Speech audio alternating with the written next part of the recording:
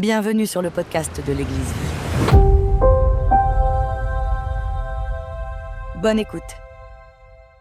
En ce moment, personnellement, j'étudie le livre de Josué et je suis arrivée au chapitre 8 dans mon étude et le chapitre 8 du livre, il commence par l'Éternel qui prononce les paroles à Josué: «N'aie pas peur, ne te laisse pas effrayer».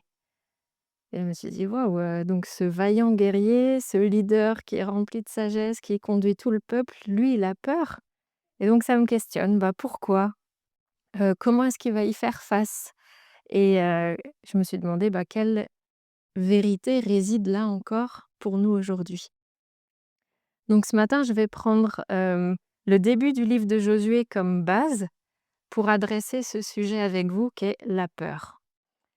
Il y a encore trop de peur qui règne en vous, en moi, et je dis pas ça d'une manière jugeante parce que je m'inclus dedans, mais je pense qu'il est temps de se débarrasser de ces peurs et pas humainement, pas avec des techniques, pas avec des formules magiques. Donc j'essayerai humblement, en m'appuyant sur la parole, de vous guider pour que vous et moi, comme Josué, on peut ne plus avoir peur. Donc avant qu'on lise un petit passage du chapitre 8, je vais vous faire le contexte du livre. Donc si on reprend un peu dans le passé, Moïse, il a fait sortir le peuple hébreu d'Égypte et de l'esclavage pour l'amener en terre promise. C'était le but. Sauf que durant tout ce voyage de 40 ans dans le désert, eh ben, Moïse, finalement, il faillit et il ne pourra jamais aller dans la terre promise. Mais pendant ces 40 ans dans le désert, Josué est l'assistant de Moïse. Donc, il est toujours un peu à ses côtés, toujours en train de voir comment il se débrouille, Moïse. Et donc, quand Moïse meurt et n'entre pas en terre promise, bah, c'est Josué qui prend la relève. Parce que Dieu le nomme ainsi, c'est ce qu'on voit au début du livre. Ensuite, au chapitre 2, bah, pour aller dans cette fameuse terre promise, Josué décide d'envoyer des espions, et des espions qui sont cachés par Rahab et qui, du coup, les permet de revenir sains et saufs dans leur camp. Au chapitre 3, on voit qu'il y a la traversée miraculeuse du Jourdain. Le Jourdain, il était à son pic, c'était comme la saison de la moisse, de la monsoon, comment on dit ça? Heu Oh oui, le fleuve, il débordait et Dieu, oui, voilà, je pensais à ça, plus à la mousson. Il débordait et Dieu l'a fait arrêter pour qu'il puisse traverser les pieds secs. Ensuite, il y a toute l'histoire de la chute de cette première ville en terre promise, celle de Jéricho, qui a duré 7 jours et au bout de 7 jours, ben, les murs s'effondrent et ils peuvent se saisir de la ville. Ensuite, il y a une histoire avec Akan ou Akan, je ne sais pas comment on le prononce, qui, lors de la bataille de Jéricho, emporte un butin avec lui, un manteau, un lingot d'or, des pièces d'argent, alors que Dieu leur avait interdit à tout le peuple de saisir quoi que ce soit dans la ville de Jéricho. Et donc il sera lapidé pour ça, Akan, lui, sa famille et toutes ses possessions. Et enfin, au chapitre 7, le peuple hébreu fait face à une défaite sur la ville de Haï, elle s'appelle. Et en fait, c'était censé être une petite ville, donc comparé à Jéricho, normalement, c'était censé être simple. Mais là, il y a une défaite et même une défaite assez minable et ils perdent 36 hommes dans cette bataille.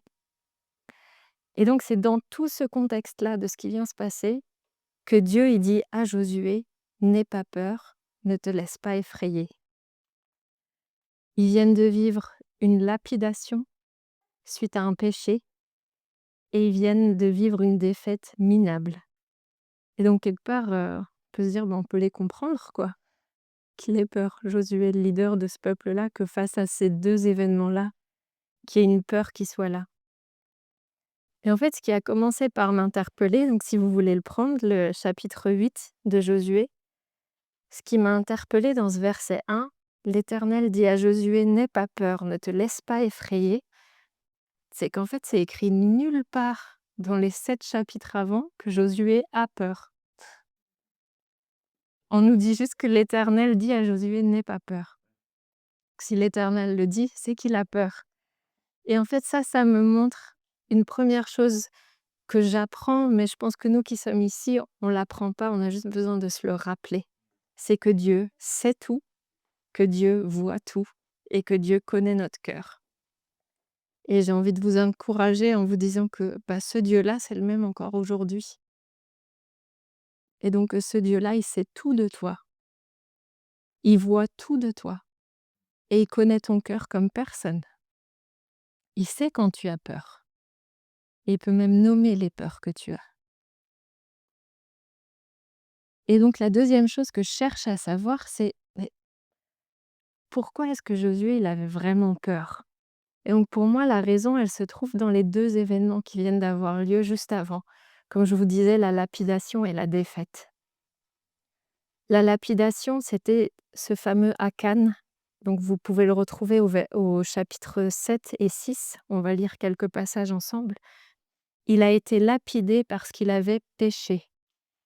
Il avait un butin à Jéricho, il a pris ça alors que l'Éternel l'avait interdit. Allez voir au chapitre 6 et au verset 18. C'est Josué qui parle au peuple, mais dans le nom de l'Éternel. Et il lui dit seulement, gardez-vous bien de toucher à ce qui sera voué à la destruction. En effet, si vous preniez de ce que vous aurez voué à la destruction, vous mettriez le camp d'Israël sous une menace de destruction, et vous causeriez son malheur. Il est clair, Josué, avant qu'ils aillent se battre contre Jéricho, ce qui doit se passer. Surtout ne prenez rien. Et Akan, il a failli, ses yeux, ils ont vu quelque chose d'intéressant, et il a cédé à la tentation, il a pris. On le voit au chapitre 7, verset 1. Les Israélites commirent un acte d'infidélité au sujet des biens voués à la destruction. Akan, fils de Carmi, petit-fils de Zabdi et descendant de Zérak de la tribu de Juda, prit des biens ainsi consacrés, et la colère de l'Éternel s'enflamma contre les Israélites. Donc son péché, il est tellement énorme qu'il ne concerne pas seulement lui, il concerne le peuple entier des Israélites. Parce que c'était la consigne que Josué leur avait donnée. Si vous commettez ça, si vous touchez à quelque chose, vous mettriez le camp d'Israël sous une menace et vous causeriez son malheur. Et donc la seule façon de faire, de gérer ces choses-là à l'époque, c'était la lapidation, c'était de faire sortir le péché. Et donc Akan a été lapidé, lui, mais aussi avec ses filles, ses fils, toutes ses possessions, tout a été enseveli. Et donc la peur qui est là pour Josué face à cet événement-là, c'est que la peur qu'après avoir péché, Dieu ne marche plus avec eux. Je me répète, la peur qu'après avoir péché, Dieu ne marche plus avec eux. Et ça, c'est une peur qui réside encore aujourd'hui dans nos églises. C'est que quand on chute, il y a quelque chose qu'on ne fait pas, quand on sent qu'on est appelé à faire quelque chose et on ne le fait pas, quand on avait promis qu'on ferait quelque chose, on ne le fait pas. Et après on se dit: «Mince, est-ce que je peux revenir à l'Éternel? Est-ce que je peux revenir à Dieu? Est-ce que je peux revenir dans l'église?» Et ça, c'est la même peur pour moi que Josué a à ce moment-là, quand Dieu lui dit: «N'aie pas peur, ne te laisse pas effrayer». Parce que c'est une lapidation qui a été suivie de la défaite. La défaite, elle vient juste après. Donc justement, Josué, il se dit: Mince, on a péché» et puis là, du coup, la promesse de la terre promise, elle s'effondre devant nos yeux, en fait. Dieu, il est plus avec nous. J'ai envie de lui dire que c'est ce même mensonge que Satan nous murmure encore aujourd'hui. Vous les connaissez, ces petites voix qui vous disent: qui voudrait encore de toi? Qui a encore la patience de gérer un incompétent comme toi? Allez, tu chuteras encore, allez, essaye même pas, te fais pas d'illusions, te relève pas. Allez, quitte l'église, quitte la foi, vaut mieux que tu t'évites toute la honte. Vous les avez déjà entendus, ces voix-là, qui murmurent au creux de l'oreille? J'ai envie de vous dire que c'est des mensonges, parce que comme on l'a loué ce matin, on sait qui est notre Dieu. Et ça, croire en cette peur-là, qu'après avoir péché, Dieu il marche plus avec nous, c'est mal connaître Dieu. Je vous invite à prendre Michée, un des derniers prophètes de l'Ancien Testament. Michée, au chapitre 7.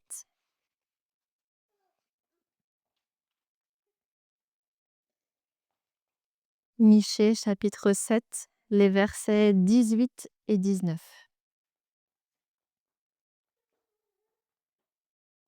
Quel Dieu est semblable à toi? Tu pardonnes la faute, tu oublies la révolte du reste de ton héritage. Il ne garde pas sa colère à toujours, car il prend plaisir à la bonté. Il aura encore compassion de nous, il piétinera nos fautes, et tu jetteras au fond de la mer tous leurs péchés. Ça, c'est notre Dieu. Regardez tous les verbes qu'il y a là. Il pardonne, il oublie, il ne garde pas la colère, il prend plaisir, il aura de la compassion, il piétinera nos fautes, il jettera nos péchés au fond de la mer. Oui, quel Dieu est semblable à lui? Il n'y en a pas d'autre, il n'y en a qu'un seul. Notre Dieu, il est unique. Et donc ça, c'est une peur qu'il avait, mais qui en fait n'est pas, comment on peut dire ça, n'est pas raisonnable comme peur, parce qu'elle n'est pas vraie. La deuxième peur que j'imagine, c'est par rapport à la défaite. C'est la peur qu'il ne peut pas battre son ennemi. Comme je vous disais, Haï, c'était une plus petite ville que celle que Jéricho. Et donc, Josué il prend la même posture, il envoie des espions, comme il a fait pour Jéricho. Il envoie des espions et les espions qui reviennent disent: «Oui, bah écoute, inutile d'envoyer tout le peuple comme on a fait à Jéricho, 2000 ou 3000 hommes suffiront». Et on pourrait se dire qu'en fait, c'est de la sagesse si on arrête notre lecture là. Sauf que c'était pas la façon de faire de Dieu et du coup, ça a pas marché. Et ils ont peur, Josué, il a sûrement peur que, il peut pas battre son ennemi. Mais quand c'est comme ça, ce qu'il faut faire, c'est qu'il faut se rappeler les promesses de Dieu et mettre la foi en pratique. Josué et tout le peuple israélite, ils ont reçu la promesse d'obtenir la terre promise. Et maintenant, ils doivent avoir la foi que ce qui a été accompli à Jéricho le sera aussi à Haï. C'est simplement ça. Avoir la foi que ce qui a déjà été accompli à Jéricho le sera aussi à Haï. Et c'est pas une taille de plus grand, de plus petit, c'est croire dans les promesses de l'Éternel et mettre sa foi en action. Et je veux vous montrer un passage identique que vous connaissez sûrement tous aussi. C'est dans Genèse 32. Genèse 32.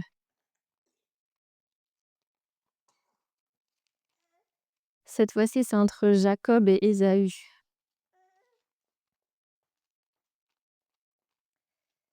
Genèse 32, les versets 10 et 13.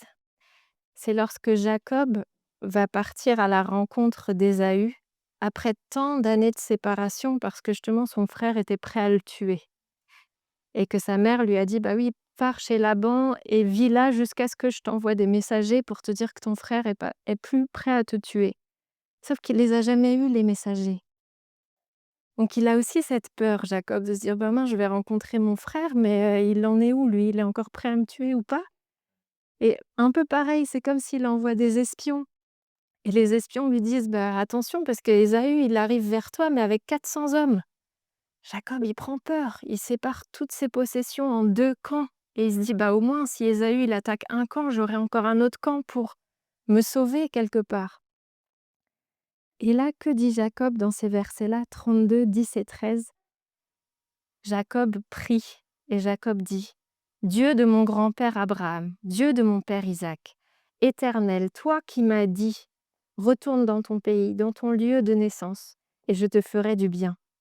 Je suis trop petit pour toutes les grâces et pour toute la fidélité dont tu as fait preuve envers moi, ton serviteur. En effet, j'ai passé ce Jourdain avec mon bâton, et maintenant je peux former 2 camps. Délivre-moi de mon frère Ésaü, car j'ai peur qu'il ne vienne et me frappe, sans épargner ni la mère ni les enfants. C'est toi-même qui as dit: Je te ferai du bien, et je rendrai ta descendance pareille au sable de la mer, si abondant qu'on ne peut le compter. » Qu'est-ce qu'il fait Jacob dans sa prière? Il rappelle à Dieu les promesses qu'il lui a faites. Et on pourrait penser qu'il est un peu culotté de parler comme ça à Dieu. Mais en fait, non. C'est une façon de reprendre courage. Il se rappelle les promesses que Dieu lui a faites et là, il met sa foi en action. Rien que le fait de reprononcer cette promesse, ça lui redonne du courage et il est prêt à avancer vers son frère. Parce que c'est ça, mettre sa foi en action. Jacob, il aurait pu aller à contresens, aller dans une autre direction et attendre que ces fameux messagers arrivent. Mais là, non, il se saisit de la promesse et il avance. Il a la foi de se dire, Dieu va être là, Dieu va faire les choses. Et on sait que la promesse est vraie, parce que dans Genèse 33, au verset 4, Ésaü, il court à la rencontre de Jacob. Il l'étreignit, il se jeta à son cou et il l'embrassa. Et ils pleurèrent, tous les deux. On sait que la promesse est vraie.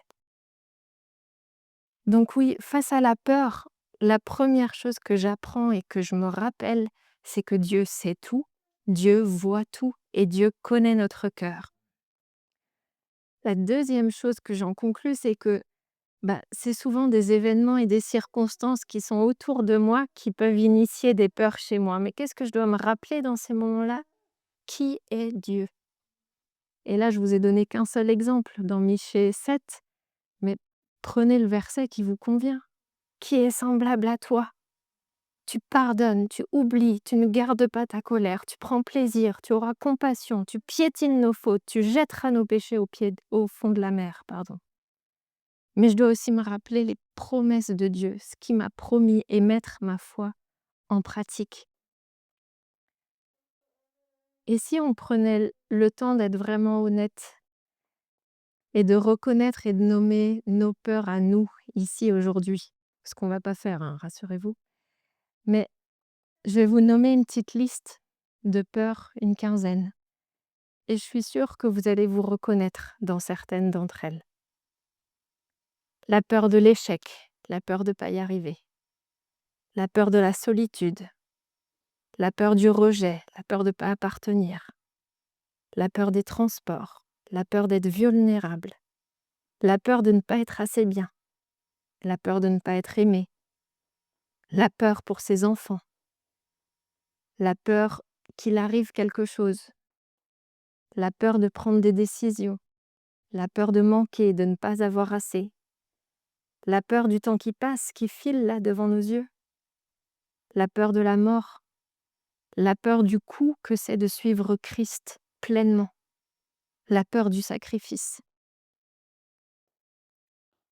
Vous vous reconnaissez dans certaines d'entre elles qui sont présentes dans vos vies? M Moi aussi, hein, je vous avoue, hein, moi aussi. Et on ne doit pas en rester là. Ça ne doit pas être une fatalité. Parce que pourquoi je dois combattre ces peurs? Pourquoi est-ce que Dieu, justement, dit à Josué: «N'aie pas peur»? Parce que la peur, elle peut produire 3 choses chez nous. Elle peut nous paralyser, elle peut me faire prendre la fuite et elle peut me rendre inutile. Je me répète, la peur, je dois la combattre parce qu'elle peut produire 3 choses chez moi. Elle peut me paralyser, elle peut me faire prendre la fuite et elle peut me rendre inutile. Et ces 3 choses-là, je pense que vous êtes d'accord avec moi, c'est tout l'inverse de l'évangile. Tout l'inverse. Si on regarde le côté paralysé, ça veut dire, la peur, oui, elle me bloque, elle m'empêche d'avancer. Rappelez-vous le message de Marc à Houlgate. C'est la marche identitaire. Je suis obligée de marcher. C'est comme si je fais du vélo et que je m'arrête. À un moment donné, je tombe. C'est pareil dans notre marche avec Christ, dans notre marche de la foi. Si à un moment donné, on s'arrête de marcher, on chute, on tombe, on se détache. On peut aussi prendre la fuite, justement, se dire mince, je suis plus assez bien, ça va pas. Tous ces mensonges que Satan nous murmure au creux de l'oreille. Et ça, justement, c'est un des plans de l'ennemi, c'est de nous séparer du corps de Christ. Donc c'est tout l'inverse de l'évangile. Et encore une fois, la peur, elle peut me rendre inutile. Elle peut me rendre tellement apeurée que du coup, je n'agis plus. Mais une vie de disciple, ça peut pas être inactif. Quand tu lis ta Bible, tu vois pour toi-même le nombre de verbes d'action qu'il y a. Faites de toutes les nations des disciples, baptisez-les, priez sans cesse, imposez les mains, et j'en passe. On ne peut pas être inutile. Donc je vais conclure sur ce sujet de la peur en vous rappelant les choses essentielles de ce matin. La première chose, Dieu sait tout, Dieu voit tout et Dieu connaît ton cœur. Personne dans le camp était peut-être au courant que Josué avait peur. Il le cachait peut-être très bien aux hommes, mais Dieu, il savait. Et ce Dieu-là, c'est le même aujourd'hui, pour toi et pour moi. La deuxième chose que j'apprends, c'est que je dois me rappeler, quand la peur est là, qui est l'Éternel. Et il a plein de noms dans la parole. Le maître de l'univers, le créateur. Et la troisième chose que je dois essayer de retenir, c'est cette prière de Jacob. Il se rappelle de la promesse que Dieu lui a faite et il met sa foi en action. Et pour Josué, c'est pareil. Josué s'est rappelé la promesse que la terre promise était pour eux et il s'est relevé avec tout le peuple et ils ont attaqué à nouveau Haï. Avec une autre stratégie, la promesse et la foi en action. Et dans la suite du chapitre 8, on apprend qu'ils ont réussi à battre Haï, qu'ils l'ont conquise. Il faut se rappeler de ces promesses. Et du coup, vous allez me dire, mais Kat, tu conclus, mais c'est quoi les promesses de Dieu? Je fais délibérément le choix de ne pas vous donner une liste de promesses. Parce que je veux vous encourager à être actif, à pas être paralysé, à pas prendre la fuite, à pas être inutile, à être actif et aller chercher pour vous-même dans la parole les promesses. Personne n'était à côté de Jacob quand il a prié. Personne lui a dit au fait, Jacob, tu sais, il y avait ça comme promesse. Tu peux le lire dans ce manuscrit. Non, il s'en est rappelé lui-même. Lui-même s'est saisi de la promesse face à la peur. Et vous verrez par vous-même le bien que ça fait de trouver ces promesses dans la parole. Donc, je veux vous proposer la chose suivante. Cette semaine ou dans les jours à venir, dans les mois à venir, dès aujourd'hui, partez à la recherche des promesses dans la parole. Vous allez en trouver plein. Vous venez d'écouter le podcast de l'Église Vie. À bientôt.